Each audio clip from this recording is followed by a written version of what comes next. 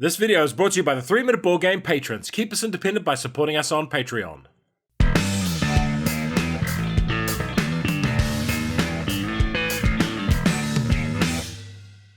Kia ora koutou, welcome all. I'm Jay from 3 Minute Board Games, and this list is all about those individual rules in board games that tip a game over from good to great. Now, every single one of these games I'm going to mention are games I personally really dig. And the bit I'm going to zero in on is the specific rule in the game that flipped the game from me going, this is a really cool game, to, oh wow, this game's amazing, I love it. And I'm going to talk about the implications of not necessarily having that rule in the game, how that game would feel if that rule didn't exist. Because there's a ton of moving parts in board games, and drilling down to find out that individual little spark that turned a game from good to great sounds like a fascinating experience for me. And we're going to be looking directly at the rulebooks, right at the source material, and pulling up the passage and going, that's the moment the game became great. And we're going to kick it off with a game I have played a disturbing amount of time. Tahi, number 1. That's right, it's Arkham Horror 2nd Edition, a game whose inclusion on the channel will surprise absolutely no one. Now, Arkham is a great cooperative game. It's a game that set the template for a lot of co-op games that came after it. There's a lot to do in Arkham, moving around the board, fighting monsters, gaining clues, sealing gates. It creates an emergent narrative, and every time you replay it, something different happens. It's a neato game. But here's the bit in the rulebook where it goes from good to great. Spending clue tokens on skill checks. Clue tokens represent information about the mythos threat that an investigator may acquire. A player may spend clue tokens one at a time after any skill check failed or not. Each spent clue token allows the player to roll one additional die. If the result is a success, it is added to the total from the original roll. Now, that might sound innocuous, but clues are used to seal gates in the game, which is one of the main ways of winning. And you need 5 of them to seal a gate. It's a serious investment. But because you can spend this important resource on, say, desperately trying to pass a roll, sometimes you get in the situation where you're like, well, I've got 6 clues, I can spend 1. And then you roll the die. And then you still fail, and you're like, I guess I can go back around and get another clue. I don't really want to get knocked unconscious and lose all my clues. So you roll again and again, and you end up in this cycle of following a sunk cost fallacy where you're like, well, I've spent 3 clues already. I really have to pass this test. It's already cost me this amount of clues. And that's where Arkham Horror is really brilliant, where you trick yourself into spending your important resource clues into passing a check out of desperation. And this clue economy is a really important part of the game. How you manage that acquiring of clues, because at the start of the game, they're quite easy to get, but they become a lot harder as the game progresses. And you have to be clever about how you farm extra clues, how you get extra clues, how much the particular character you're playing can afford to spend clues instead of closing gates with them. And there's a lot of great decision points in there. And it's one of the reasons why Eldritch Horror in particular didn't work for me, because it didn't have this clue economy. Later on with some of the expansions, they introduced the ability to focus that gave you more rerolls, but it didn't have this, I've got 8 rerolls, I need to keep 5, can I afford to just keep burning them on this roll? None of that happens in Eldritch Horror, and that is, I think, the primary reason why I bounced off that game. So game number 1 that I think is great because of a single rule is Arkham Horror 2nd Edition.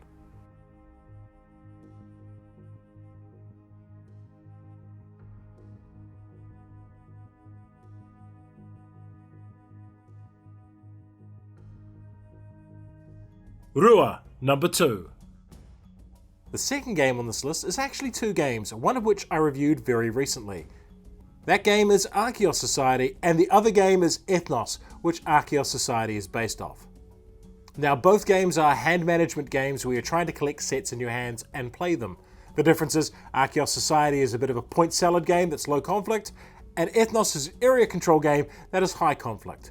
But I think the rule that makes the game great is this one. And it's the last step in the procedure when you've played a collection out of your hand. And it says, finally, you must return all cards still in your hand to the display. So that means if you've got a big hand of cards and you play down a set that uses up only 2 of, say, the 5 cards you've got in your hand, those other 5 cards have to go back into the central display for everyone else to pick over. It means you can't hoard cards. It means every time you're drawing a card, you're trying to match a set, it's a real risk that you're going to have to discard a whole bunch of meaningless cards later on in the game. And I think it's this key decision point inside both Ethnos and Archeos Society that make those games really, really good.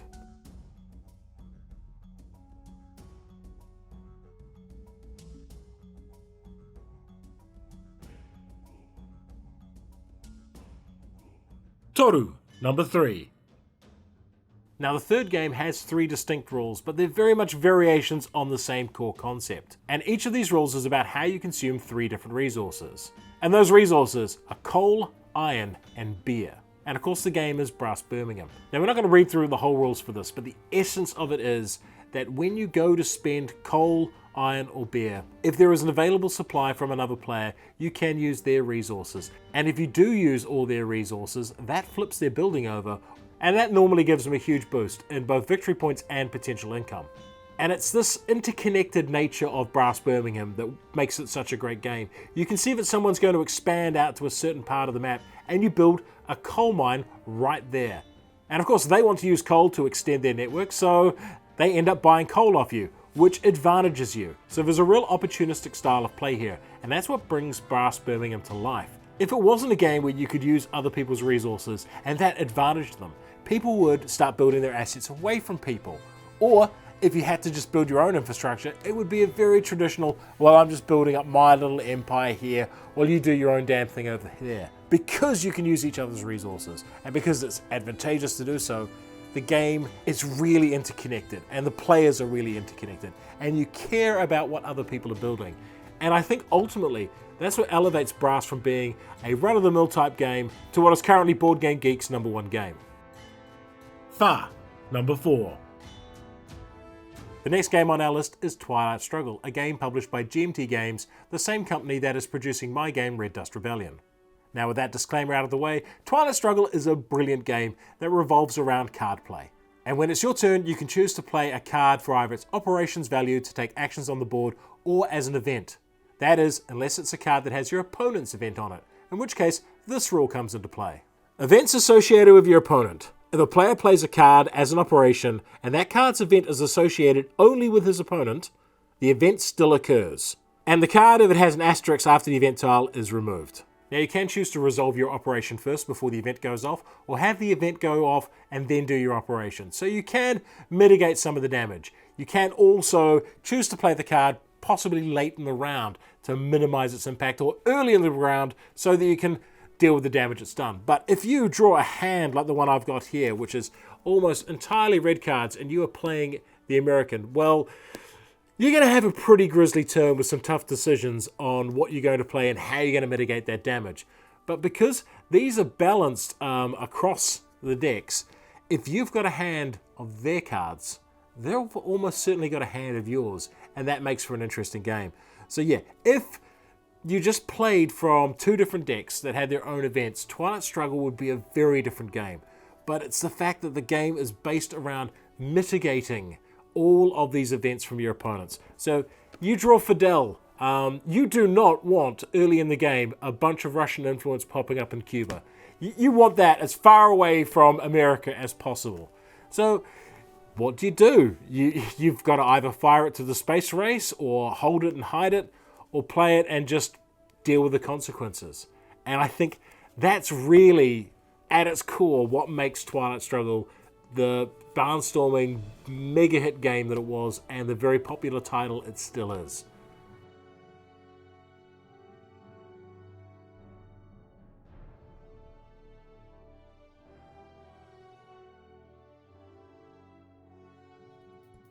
Rima, number 5.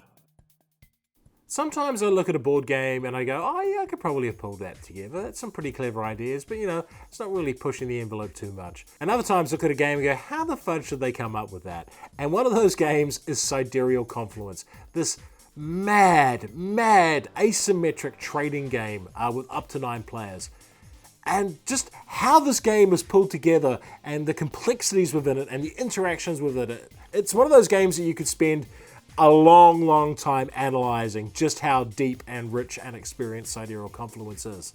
But for me, there's one aspect to it, aside from the great asymmetry and the real-time trading and all that stuff in it, that tips it over from being a good game to a great game. And it's this rule. During the trade phase, you may freely exchange resources, ships, cards, and promises. You may not trade victory points. All agreements are binding. Trading players must agree to what is being traded before it happens. Neither can cheat the other by withholding what has been agreed upon. Trades that involve action later in the turn or on future turns are still binding. So a lot of that's pretty normal. The fact that trades are binding and you can't lie, that's all good. The bit that sticks out to me is trading on later turns. That you can say, can I have 1 resource and I'll pay you back 2 next turn, or I'll pay you back 3 on turn 4. And like one of the factions, the Imdril, in the guidebook where they're talking about how to get this faction going, they say that you need 9 turns to get their economy up to full speed, but the game only lasts 6. So you have to beg, borrow, and steal in those early rounds and go, I can produce lots of stuff later on. Please loan me 2 things. I will give you 4 things in 2 turns. And that's fascinating. I think it showcases just how different the player powers and different factions are within this game, and just how deep you can get into the economy within Sidereal Confluence. That there's wheels within wheels and so much clever trading and clever thinking, both within the game and playing the game, because it doesn't play the same time each time you play it either. It's really clever, and I think it's that fact that the trades are fixed, that trades are solid and you have to abide by them, but that you can trade across multiple turns. It just opens up a world of possibilities. And I think if you're going to do a trading game and you're going to do one as complex and involved as Sidereal Confluence, having this particular rule just is the icing on the cake that makes it a brilliant game.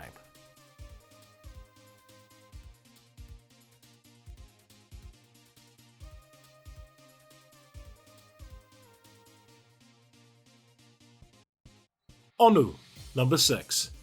The next game up is one we haven't actually reviewed on the channel. Well, we kind of have. We've reviewed a version of the game, but not the original game itself. And the game we've reviewed is Caylus 1303, and the game itself is Caylus. So for those of you who aren't aware, Caylus is one of the games that really made worker placement a big deal when it came out, and is generally considered an incredibly influential worker placement game to this very day. But the single rule that makes it really great for me is there's this marker on the board called the Provost, and the Provost can be moved up and down the board. And so you say, well, what's the big deal about this Provost moving up and down the board? What does that mean? Well, let's look at the rulebook for Caylus 1303. Buildings placed after the Provost. These buildings are not activated. Workers that are placed there are returned to the camp. So in most worker placement games, you place a worker, you get to do something with them. In Caylus, that is not necessarily true. The further you are along the path, the less likely you are to be able to use that worker. Because players will conspire against you. If they see you getting a whole bunch of resources or points from using buildings at the end of the line, they will move the Provost forward. And you have to do everything in your power to ensure that doesn't happen. And it's the fact that players can work together to cancel other players' actions, and that the lower resource generating and lower point scoring buildings tend to be towards the safe end of the line, which creates just a really fascinating dynamic. How much do I push my luck out in order to use the best buildings, knowing that there's a chance that I won't get anything from them? And I think that's what makes Caylus a really great game. And I'm glad that they kept that feature when they remade Caylus as Caylus 1303.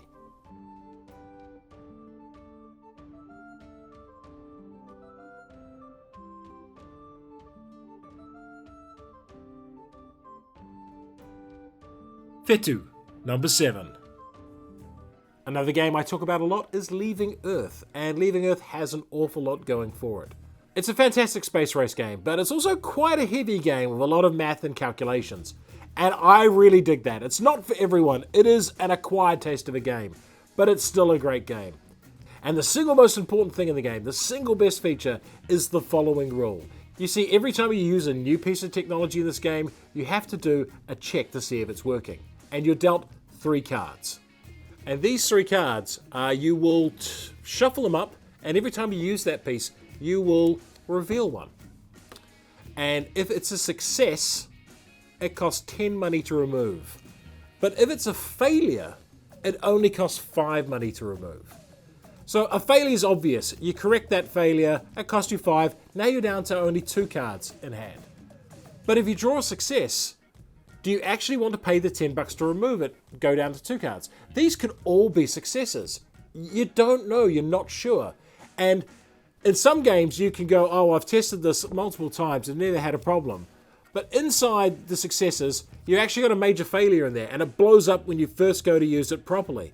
And it's just such a great system that success is harder to move forward from than failure. And most people I know who play this game would prefer to get 2 or 3 failures in their outcomes deck rather than 3 successes. Even though 3 successes means that piece is never going to fail. You just don't know that. You're just not sure of that. And you can easily spend $20, which is a lot of money in game, figuring out that, yes, actually this piece works 100% all the time.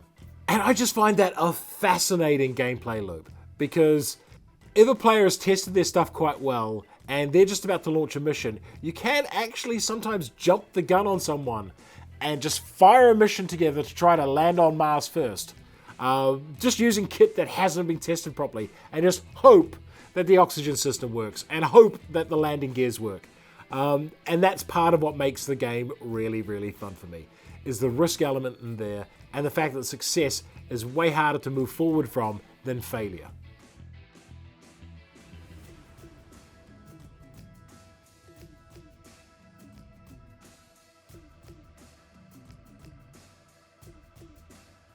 Waru, number 8.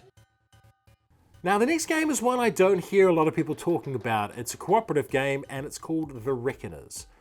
It looks like your typical big bloated over-the-top Kickstarter trash. And in some ways it is exactly that. It is a big bloated over-the-top Kickstarter game.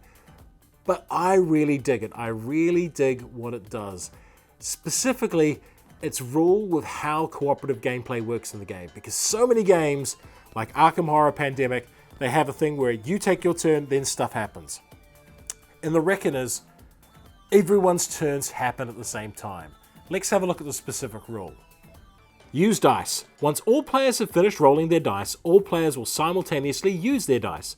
Players work together to decide the order and the way in which their dice are used. So what this means is, if you're rolling 6 dice each for each player, you can mix and match your actions back and forth.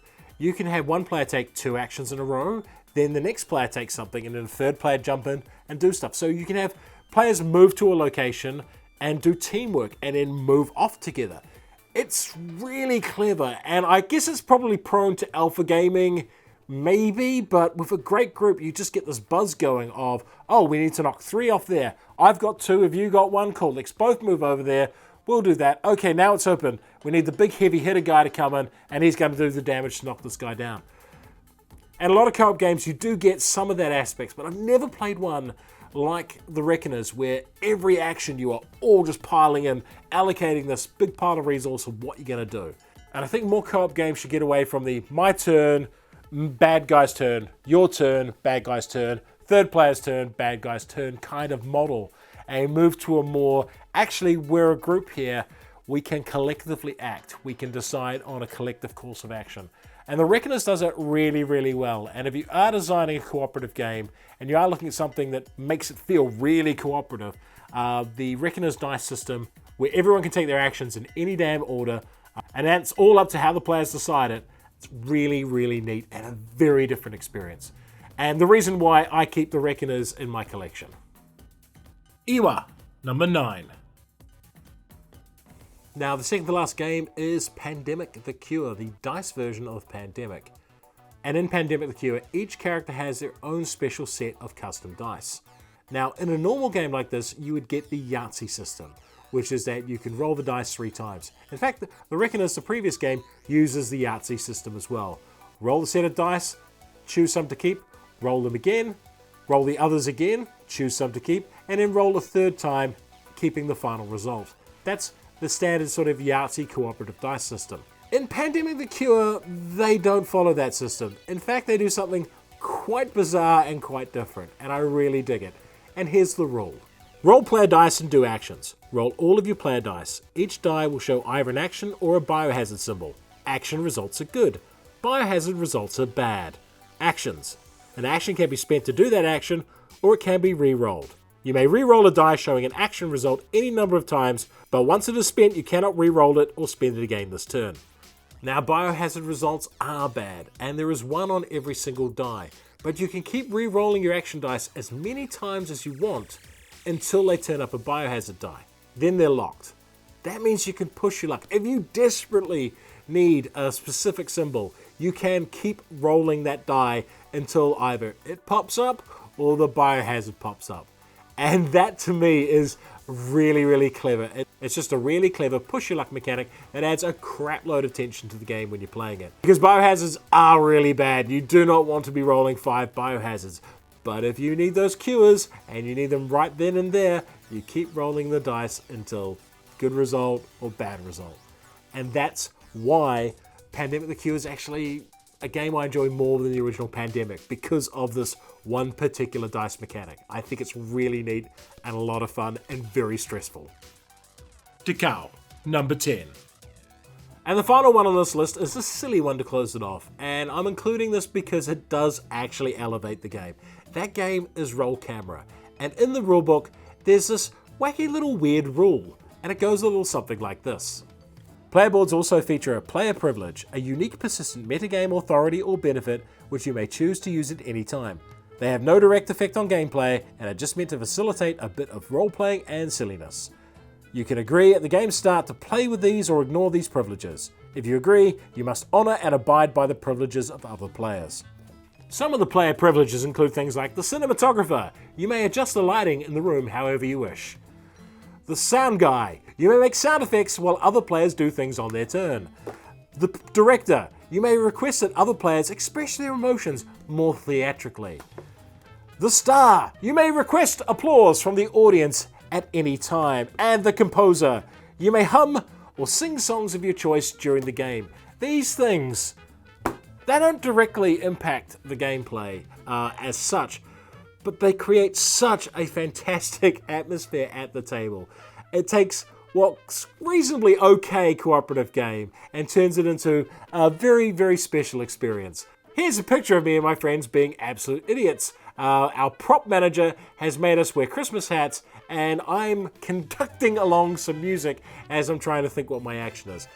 It just makes the game a lot of fun, and when it comes down to it, the greatness in games is that they're fun and enjoyable. And Roll Camera, again, I've said this before, might not be the greatest game when it comes to sheer mechanical brilliance, but it's one of those games that every time I put it on the table, it makes people laugh and it makes people smile and it makes people tell stories about the time they played Roll Camera. And for me, that's what really matters in a board game. Not that it's an intellectually satisfying experience, but that it generates a story, and that story is fun, and that story is something that you and your friends reflect back on and go, hey, remember the time we had to do that stupid thing? That's why Roll Camera's a really neat game. And that's why that particular rule makes it a great game.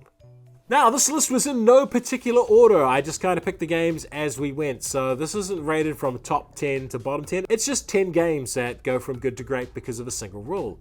And if you enjoyed this video, a reminder that 3 Minute Board Games does not do paid content. We are not hype men, we do not do Kickstarter videos. We make fun videos about board games for the sake of it. And we're entirely kept financially going by Patreon and YouTube revenue. So if you do want to see more real content in board gaming and a lot less hype, consider backing a channel like 3 Minute Board Games. And until next time, I've been Jay from 3 Minute Board Games. Ka kite anō, take care.